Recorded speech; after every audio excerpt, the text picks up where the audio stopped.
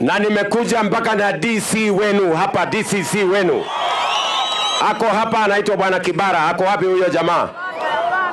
DCC ako hapa. DCC wewe kuja Bwana Kibara, simama hapo. Wananchi wanataka kuona DCC wao mbia ako wapi.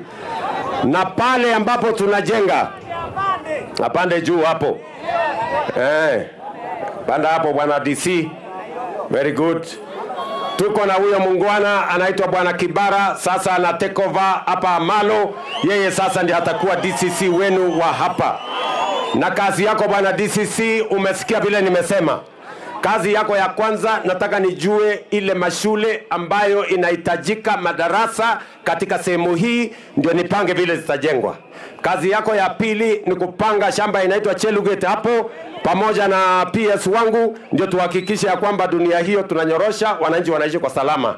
Kazi yako ya tatu ni kupanga vile hawa vijana, kuna wazee na vijana walihamishwa kutoka kule msituni. Sasa lazima tuwapange vile wataenda mtaratara sawa sawa. Tumeelewana? Na hapa hii hospitali mimi nimesema nitajengea watu, uwe unanipatia report kila wiki mahali imesonga. Ama namna gani? Tunaelewana jameni? Hapa tumeanzisha ofisi ya huyu mungwana DCC. Nataka nimshukuru mjumbe wenu Bwana Kitelai, ametupatia milioni 10. Bwana Kitelai, nitakuongezea milioni 30 ndio tukamilishe hiyo DCC office. Bwana Omolo hapa PS wangu wa mambo ya interior, fuatilia na upatia wa drawing ile mzuri. Tujenge mjengo pale ambaye ni ya kisasa. Tumekubaliana? Utinyana wali atage? Ngoja gasi te? Asites. Aya, ngoja msabanga na nyata bagasi.